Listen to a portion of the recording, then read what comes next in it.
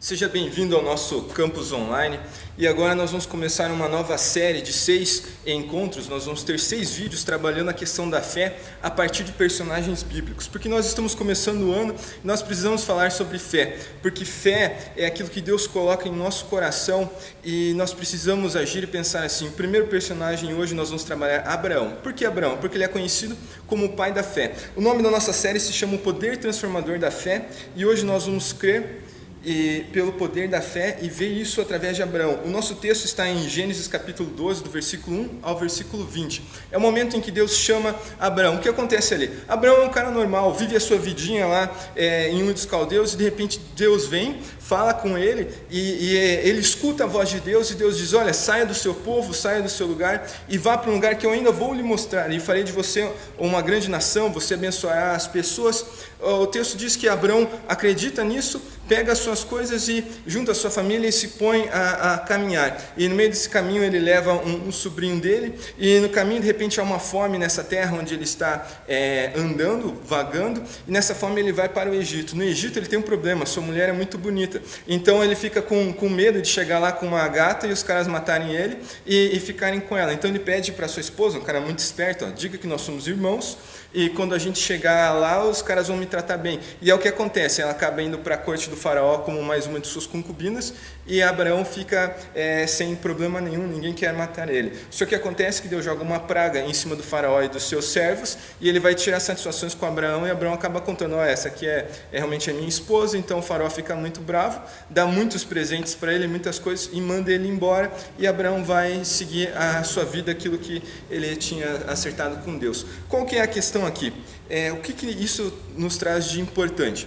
O importante é o seguinte: a primeira coisa, para você crer pelo poder da fé, é necessário uma sensibilidade para ouvir a voz de Deus. O texto no versículo 1 diz assim: então o Senhor disse a Abraão. Nós precisamos ouvir a voz de Deus. Só que como Deus fala hoje? Como Deus fala comigo? Será que Deus vai falar comigo através das nuvens? Vem um anjo na minha casa? Uma pessoa vai aparecer? Alguma coisa assim? Eu vou estar comendo, sei lá, a sopa de letrinhas e vai formar alguma coisa que eu tenho que fazer? Não, não é assim. Deus já falou com a humanidade. Ele falou por meio da sua palavra, a Bíblia. Isso é muito sério, porque nós sempre queremos que Deus fale conosco, e esperamos que Ele fale por N formas, mas Ele já deixou isso pronto. Então, a primeira lição, para você ouvir a voz de Deus, você precisa ler a Bíblia, estudar a Bíblia, refletir sobre ela. Tem um exemplo bem interessante como Deus fala conosco por meio da Bíblia. 2016 foi um ano meio tenso para a minha família, e a minha esposa e eu, nós estávamos orando o ano inteiro sobre algumas questões, só que Deus não nos respondia, e a gente começou a ficar muito angustiado. E o que está acontecendo? Até que um dia ela estava lendo o livro de Daniel, ela chegou no capítulo 11, no versículo 1, e Deus fala para Daniel assim: olha, eu já ouvi as suas orações. E ela entendeu que aquilo era para ela, ou para a nossa vida, para a nossa família, que Deus já ouviu as nossas orações, para que a gente ficasse calmos e esperasse a resposta de Deus. Deus fala de N maneiras e Ele vai falar pela sua palavra. Então foque a sua vida no estudo da Bíblia, na leitura dela. Não negligencie isso por outras coisas. A leitura da Bíblia não pode ser substituída por pregações de caras no YouTube, como está acontecendo aqui agora, não pode ser substituído por livrinhos de devocional, não pode ser substituído pela mensagem do domingo. É você com Deus, você fala com Ele orando e Ele fala com você por meio da palavra dEle. A mesma forma com que Ele falou com Abraão, Ele vai falar contigo, mas por meio da palavra dEle. A segunda coisa, você precisa ter disponibilidade para renunciar ao seu conforto pessoal. Deus fala: como assim? O que isso tem a ver com fé? Bom, Deus deu para ele no versículo 1, saia da sua terra, do meio dos seus parentes e da casa do seu pai. A fé te põe em caminho, a fé te põe em movimento, e um movimento para abandonar algumas coisas. Ter fé em Jesus Cristo é rejeitar a você mesmo. Quando o nosso Senhor Jesus andava pelas ruas e falou para as pessoas: olha, pegue sua cruz e siga-me, Ele não está falando sobre os seus problemas, sobre as suas dificuldades, sobre o seu cartão de crédito, sobre a sua conta no vermelho. Ele estava falando em negligenciar a você mesmo, a dizer não para o seu eu e dizer sim para Cristo no lugar da sua vida e segui-lo. Isso é ter fé. Se você fala assim: olha, eu tenho fé em Cristo, mas a sua vida não traz mudanças, a sua vida não traz nenhuma transformação, você não negligencia, abandona coisas, você não tem a fé no Deus verdadeiro e você não tem a fé certa. Isso é muito importante. É impossível você falar: eu creio em Deus, eu confio nele, eu tenho a fé nele, e você vive a vida da mesma forma com que você vivia antes. Você faz as mesmas coisas com as mesmas pessoas da mesma forma que você vivia antes. Você precisa negligenciar, é dizer um não. Dizer um não a quem? A você mesmo, ao mundo, e um sim a Deus e a Jesus Cristo. Isso é muito sério. Hoje, em nosso país, nós vivemos um evangelho ou um cristianismo bem água com açúcar, uma graça barata, em que basta você acreditar, todo mundo acredita. Agora, a fé é prática, você tem que demonstrar ela, você tem que apresentar ela às pessoas. A terceira coisa é uma obediência em fé, mesmo sem conhecer todos os detalhes. Ainda no versículo 1, Deus fala assim para ele: vá para a terra que eu lhe mostrarei. Fé é isso, você não vai saber os detalhes, você não vai saber o dia de amanhã, mas você tem uma confiança que a sua vida está nas mãos de Deus. Muitas vezes, as mães me falam, vêm comigo e falam: ai, Mateus, o que vai ser do meu filho? E eu falo: não sei. O que você tem orado por ele? O que você espera que Deus faça na vida dele? Fé é isso, é deixar as coisas na mão de Deus, deixar que Ele faça as coisas. Abraão não fazia a mínima ideia para onde ele ia. Deus falou: olha, você vai, se põe a caminhar. Quando chegar no lugar, eu vou lhe mostrar. Essa é a nossa fé. Isso, estar com Deus, é uma dependência total dEle, sem querer você saber o que vão dar as coisas, para onde que as coisas vão, o que vai ser feito, tirar essa ansiedade e colocar nas mãos de Deus. Eu lembro uma vez que estava conversando com um cara, e daí ele estava com muitos problemas muito sérios. Eu falei: agora nós vamos orar e vamos entregar tudo isso nas mãos de Deus, porque Deus te fez e Ele deve resolver as questões da sua vida. Eu não tenho poder e ninguém mais. Esse homem olhou para mim e falou assim: peraí, Mateus, você está dizendo que agora é só eu entregar os meus problemas para Deus e tudo vai estar resolvido? Eu falei: isso mesmo, é só entregar os seus problemas na mão de Deus, porque Ele lhe criou, Ele sabe o que Ele deve fazer, mas a nossa dificuldade é entregar a Ele. Nós normalmente fazemos assim, amarramos as mãos de Deus e falamos: pega e segura aqui a minha vida. Mas nós temos que conseguir entregar. Isso é ter fé, isso é ter dependência de Deus, isso é deixar com que Ele faça as coisas na sua vida e não você. A quarta questão é o versículo 2, e é ter visão para enxergar o plano maior que além do seu momento. Versículo 2: farei de você um grande povo e o abençoarei. Tornarei famoso o seu nome e você será uma bênção. Uma visão para enxergar o final. Por que isso? Bom, Deus deu a foto final para Abraão. Ele saberia que ele seria uma bênção e a partir da vida dele, Deus abençoaria muitas pessoas. Nós sabemos a história final da nossa vida. Está lá, se você confia a sua vida a Jesus, foi um eleito de Deus. Está lá em Apocalipse 21. Você sabe que você entrará na Nova Jerusalém, num lugar santo, perfeito, na presença de Deus, ruas de ouro, paredes de cristal, onde não há mais choro, não há mais dor, não há mais lágrimas, onde não há mais a morte, não há mais pecado. Você sabe a foto final. E agora você se põe em direção a ela. É como estudantes que passam no vestibular, e no primeiro dia de aula o reitor se apresenta a esses alunos, coloca uma beca em cada um deles e fala assim: nós vamos tirar a foto da formatura. Todo mundo vai se olhar assim, meio espantado: peraí, foto da formatura? Mas a gente acabou de passar no vestibular. Bom, é para lá que vocês estão indo.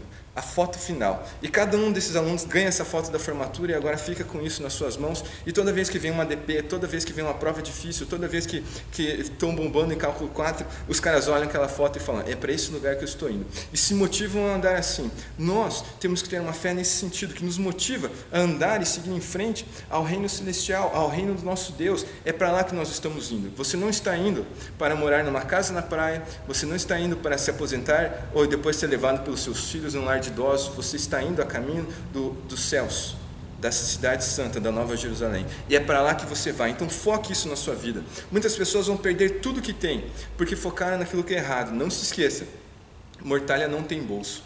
Quando você estiver deitado em um caixão, todas as suas posses, todos os seus bens, todo o seu dinheiro irá para outras pessoas. O que importa é você, a sua alma e Deus. Acerte isso na sua vida. Quinta questão, uma dependência para confiar na providência e cuidado de Deus. Deus fala que abençoarei os que o abençoarem, amaldiçoarei os que o amaldiçoarem, e por meio de você todos os povos da terra serão abençoados.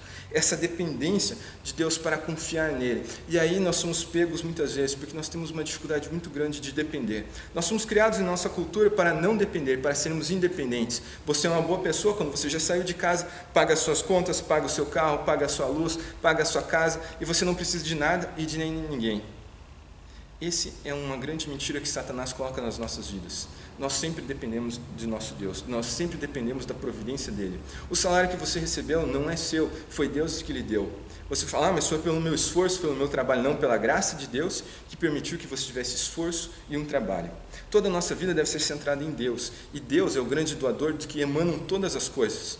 Isso é muito sério, porque muitas vezes nós podemos ter uma fé em Jesus, uma crença nele, mas o centro das nossas vidas continua sendo nós mesmos. E como nós não dependemos de Deus, achamos que dependemos de nós mesmos, quando vem uma crise, um problema, entramos em situações limites, como falecimento de pessoas que nós amamos, batida de carro, fim da falência da empresa, coisas assim, nós nos desesperamos. E quantos homens e quantas mulheres não suicidam por causa disso? Não entram em desespero, abandonam suas famílias, fogem. Por quê? Porque sua dependência estava neles mesmos. Só que agora, quando eles são confrontados com um limite e eles enxergam que eles não são capazes de resolver os problemas mais simples da vida, eles surtam. A sua dependência, meu amigo, deve ser totalmente em Deus. Isso tem que estar na sua cabeça. Quando você acorda de manhã e vai escovar os seus dentes, você olha no espelho e fala assim: eu dependo de Deus na minha vida, eu dependo de Deus hoje. Toda a minha dependência, a batida do meu coração, o respirar dos meus pulmões, depende de Deus. As suas sinapses no seu cérebro, depende que Deus os mantenha funcionando. Não esqueça disso. O sexto, essa fé te leva a liderar e a influenciar outros perto de você. Olha só, versículo 4 e 5. Partiu Abraão, como lhe ordenara o Senhor, e Ló foi com ele. Abraão tinha 75 anos quando saiu de Harã. Levou sua mulher Sarai, seu sobrinho Ló, todos os bens que havia acumulado e os seus servos, comprados em Harã. Partiam para a terra de Canaã e lá chegaram. Pensa uma coisa, você é Abraão, você chega de manhã, sei lá, Deus falou com ele à noite, chega para sua esposa e fala assim: eu estava pensando em fazer o seguinte, vamos juntar todas as nossas tralhas e vamos embora. Ah é? Vamos para onde? Não sei. Deus falou comigo no meio do caminho. Primeiro ela vai perguntar: que Deus? Eles eram pagãos. Que caminho? Para onde? Como assim? Imagine-se no lugar dela. Bom, ele conseguiu convencer a sua esposa, convencer os seus servos. Você acha que eles bateram em palma? Opa, vamos ter uma aventura no deserto da Arábia, né? Eu sempre quis enfrentar ladrões que andam pelo caminho. Não, é uma loucura o que aconteceu, mas ele guiou a sua família nisso. Da mesma forma você, muitos de vocês não têm o seu pai cristão, não têm a sua mãe cristã, os seus irmãos, talvez o seu esposo, a sua esposa, talvez o seu namorado, a sua namorada, e você é chamado por Deus pela fé para guiar essas pessoas até o nosso Senhor Jesus Cristo. Você é um missionário na sua casa, você é um missionário nos seus relacionamentos, você é um missionário no seu meio de trabalho. Isso tem que ser internalizado dentro de você. Você não pode desistir dessas pessoas.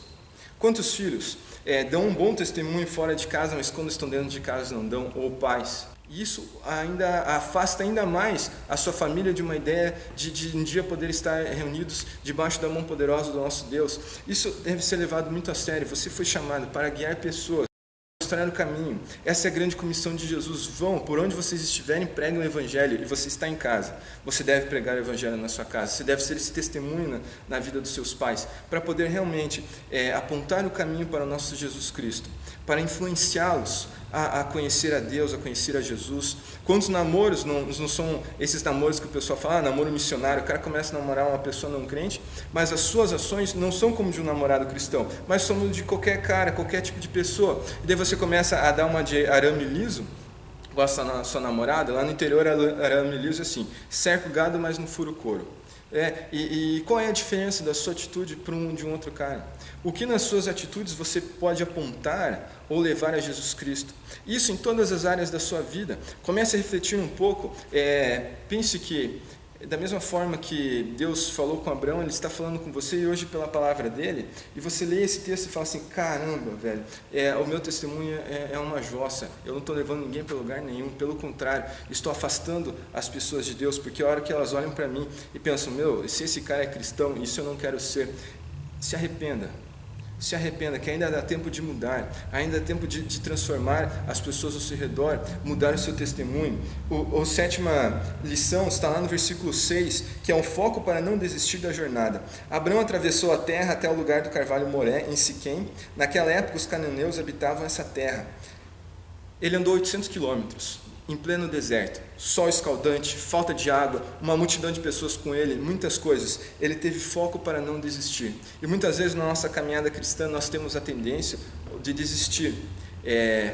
Por quê? Porque as coisas são pesadas, porque você está andando contra o mundo, ou nadando contra a correnteza, ou indo no caminho contrário. Quando eu era guri, em Umuarama, teve uma vez que teve um temporal muito forte, um vendaval, e eu estava na rua ainda, estava indo para casa, acho que eu estava acompanhado do meu irmão mais novo, ou do meio, não lembro, mas nós vimos assim, o pessoal andando de bicicleta na rua e o vento era tão forte que empurrava as pessoas de bicicleta para o canto e elas caíam. Você não conseguia andar contra o vento porque ele era muito forte, a gente teve que se esconder um tempo para passar esse vendaval para poder voltar para casa, mas essa é a nossa caminhada cristã. Nós estamos indo contra o vento, contra as coisas, e esse caminho vai nos segurando e vai nos atrapalhando, e muitas vezes nós temos medo, fraquezas e começamos a desistir, e essa sua desistência te tira o foco, e as coisas que estão à sua volta, talvez o trabalho, relacionamentos, casamentos, se tornam mais importantes do que uma fé em Jesus e seguir o caminho de Cristo. Isso é muito sério. Isso também há tempo ainda de você se arrepender e manter o seu foco em Jesus e não deixar que as outras coisas, por mais difícil que seja. Jesus nunca disse que ser cristão era fácil, pelo contrário, ele falou que nesse mundo nós teríamos aflições, mas para a gente ter ânimo, porque ele venceu o mundo. É a fé que Deus coloca em seu coração, que o motiva para seguir em frente e dizer não. E a palavra não hoje é a mais difícil de se dizer no nosso país, porque são tantas coisas à nossa volta que a gente não consegue dizer não, e a fé nos fortalece para dizer esse não e continuar seguindo em frente em Jesus Cristo. A 8ª lição está no versículos 7 e 8, e é assim: gratidão pelos presentes recebidos durante a jornada. O Senhor apareceu a Abraão e disse: a sua descendência darei a esta terra. Abraão construiu ali um altar dedicado ao Senhor, que lhe havia aparecido. Dali prosseguiu em direção às colinas a leste de Betel, onde o acampamento, tendo Betel a oeste e Ai a leste. Construiu ali um altar dedicado ao Senhor e invocou o nome do Senhor. Deus deu alguns presentes para ele nessa jornada, que era que a sua descendência seria dona daquela terra, que é a região de Israel hoje, onde o povo de Israel está. Na nossa caminhada cristã também, Deus muitas vezes nos dá mimos. A minha esposa sempre chama de mimos. Presentes que Deus nos dá para mostrar com que Ele está conosco. Eu tenho um amigo, hoje ele está no Havaí, ele é missionário, e ele falou que a primeira vez que ele foi, ele estava se sentindo sozinho, abandonado pela família, não abandonado porque os pais tinham largado, mas estão a milhares de quilômetros daqui. E lá na base, lá na Universidade das Nações, um dia ele orou e falou assim: olha Deus, a situação aqui, estou com muita saudade, estou com dúvidas do meu chamado, mostre de alguma forma que o Senhor ainda está comigo, que as coisas estão certas. Ele conta que de repente chegou um cara com um pedaço de pizza e falou assim: cara, vou te dar uma pizza aqui.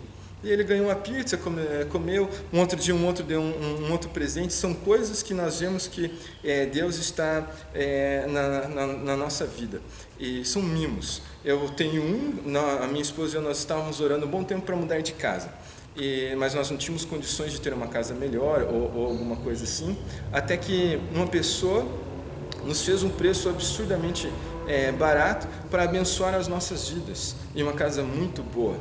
Então são essas coisas que Deus trabalha na nossa vida, e você deve ficar esperto para se agarrar nessas coisas, para se lembrar: bom, Deus está comigo e está mostrando de maneira prática e simples que Ele continua comigo. E a outra lição, agora começa assim: o legal da Bíblia é que Deus é claro e Ele trabalha o ser humano com as coisas boas e as coisas ruins. Abraão não foi só perfeito, ele pisou muito na bola, e essas pisadas estão ali para nós aprendermos a não pisar como ele, a não entrar nos mesmos erros que ele. E ele tem duas. A primeira coisa é que nós precisamos ter paciência para esperar uma nova direção de Deus, e Abraão não teve paciência. Versículos 9 e 10. Depois Abraão partiu e prosseguiu em direção a Neguebe. Houve fome naquela terra e Abraão desceu ao Egito para ali viver algum tempo, pois a fome era rigorosa. Deus mandou ele para o Egito? Não. Ele foi para lá porque estava com fome. Então ele percebeu assim: bom, Deus me mandou ir para algum lugar. Como ele não disse qual lugar que era, e o lugar aqui está ruim, eu vou para um lugar onde é melhor. E a ida dele para o Egito foi uma tragédia. Por quê? Como eu já falei para vocês, a esposa dele acabou indo para o harém do faraó. Ela ficou lá com ele e, cara, é a sua esposa. Ninguém vai pegar a sua esposa e vai entregar para um outro cara para ficar bem. Olha só o caráter desse nosso amigo Abraão. Olha só o que passa na sua cabeça. Você faria isso? Pensa assim: vou pegar minha esposa, eu vou dar ela para um cara, estou passando aqui numa favela lá no Rio de Janeiro, para eu ficar bem com os caras, minha esposa é bonita, eu vou deixar ela com o traficante e eu vou seguir em frente. Isso não faz sentido. E Abraão fez isso porque ele não soube ter paciência. E ele vai fazer isso de novo mais para frente na sua vida, quando ele não soube ter paciência para esperar a promessa do filho, e foi ele lá e fez o filho. E muitas vezes nós somos assim, não temos paciência para esperar Deus agir em nossa vida. E com essa falta de paciência, nós queremos fazer tudo rápido. Se você prestar atenção, se o seu computador demora um segundo para carregar, o seu notebook, você já acha que ele é lento. porque nós estamos numa sociedade imediatista. Então você começa a orar pelo seu filho e pede que Deus o converta. Ele não faz, você vai fazer alguma coisa. Pede que ele muda. Deus não muda na hora que você quer, ele faz isso. Pede pela sua esposa, ela não muda, você larga o casamento. E nós queremos assim, que Deus nos responda na hora. Mas Deus trabalha em nossa vida de todas as formas e nós precisamos ter paciência. Paciência de não desistir de orar pelas pessoas, paciência de não desistir pela sua igreja, paciência de não desistir do seu ministério. Porque o inimigo, ele vai tentar fazer de tudo para destruir os seus sonhos, para barrar a sua vida com Deus, mas você tem que ter paciência e continuar lutando. O erro de Abraão foi sair de Canaã e ir para o Egito. Que esse não seja o seu erro, que você não saia de Canaã e vá para o Egito. Que você fique firme e perseverante, continue orando pelo seu marido, continue orando pela sua esposa, continue orando pelos seus filhos, continue orando pela sua família, continue orando pelo seu emprego, pelas pessoas ao seu redor. Não desista delas, porque Deus não desistiu de você. E eu tenho absoluta certeza que Ele não vai desistir dessas pessoas também. E o 10º é recusar as ofertas que são frutos do pecado. Como assim? Bom, ele pecou descendo para o Egito, mentindo sobre a sua esposa, e acontece o seguinte, versículo 15 e 16. Vendo-a, os homens da corte do faraó a elogiaram diante do faraó, e ela foi levada para o seu palácio. Ele tratou bem Arão por causa dela, e Abraão recebeu ovelhas e bois, jumentos, servos e servas e camelos. Entre essas servas do Egito estava uma mulher chamada Agar. Se você continuar lendo a história de Abraão, Agar vai ser um grande tropeço na vida dele. Por quê? Porque essa serva egípcia é usada por Sara, já que Deus estava demorando para dar o seu filho da promessa, ela fala assim, por que você não faz um filho na minha escrava? E daí o filho que nascer dela será o filho da promessa. E esse filho que nasceu é Ismael, pai dos ismaelitas, que é o povo do deserto, os árabes. E a promessa de Deus sobre Ismael é que ele faria guerra com todo mundo ao seu redor, e seria como um jumento que dá coices. Se você dá uma olhada no Oriente Médio hoje, você sabe como é que estão as coisas. Só brigas, só conflitos. Fruto de quê? De um pecado de Abraão. Fruto do quê? Dele aceitar presentes que ele não deveria ter aceitado. Na nossa vida de fé, você não tem que olhar o presente que você recebe, mas as mãos que o dão. De uma maneira bem esquisita, aquele cara, Silas Malafaia, ele estava tentando se defender com aquela questão das doações de Santa Catarina, e ele fala assim, se um traficante me desse dinheiro, você acha que eu não receberia? Claro que não, porque não é a oferta que é dada, são as mãos que dão essa oferta. Você vai receber dinheiro de crime? Você acha que Deus abençoa dessa forma? Há histórias muito bonitas de um cara chamado George Miller, que ele tinha vários orfanatos na Inglaterra. E o George Miller, ele não aceitava dinheiro da rainha, ele não aceitava dinheiro de outras pessoas, porque ele dizia assim, Deus sustenta a minha obra. E realmente Deus sustentou a obra com centenas de crianças durante a vida dele, coisas maravilhosas aconteceram. Então cuide, porque se sua empresa ela depende de coisas ilícitas, você vai pagar um alto preço por isso. Abraão pagou um preço, a humanidade tem pago um preço por causa do pecado dele. Se você sonega o seu imposto, você vai usar esse dinheiro ilícito, você vai pagar o preço disso. Porque é assim que Deus age, Ele não vai deixar, se você é um servo dele, passar imune sem disciplina. Então tome muito cuidado na sua vida, tome muito cuidado com aquilo que você faz. Leia de novo a história de Abraão em casa e pense, Deus, me ajude a ter uma fé que não dependa das outras pessoas, não dependa de outros ideais, mas dependa somente de Ti. Nós começamos essa série agora, são 6 mensagens sobre fé, e eu quero que você absorva essas ideias e você internalize isso, para que você tenha uma fé verdadeira em Deus, uma fé que vai te trazer paciência, uma fé que vai te fazer olhar as coisas como elas são, e que você continue o seu caminho seguindo ao nosso Deus, porque o justo viverá pela fé, e que isso possa acontecer na sua vida, que você possa viver com fé, e mostrar nessa fé ao máximo possível de pessoas, e o dia, quando você chegar ao nosso lugar celestial, a casa de Deus, você possa ser apresentado para as milhares de pessoas que tiverem encontro com Cristo, porque a sua fé foi genuína, e elas viram Jesus através da sua vida. Que Deus os abençoe. Semana que vem, continue nos acompanhando. Vamos ter agora essa série e uma série sobre filhos também, sobrevivendo ao seu filho adolescente, com o nosso pastor Adriano Cruz. Que Deus abençoe muito a sua vida. Compartilhe esse vídeo, comente, e que Deus o abençoe. Amém.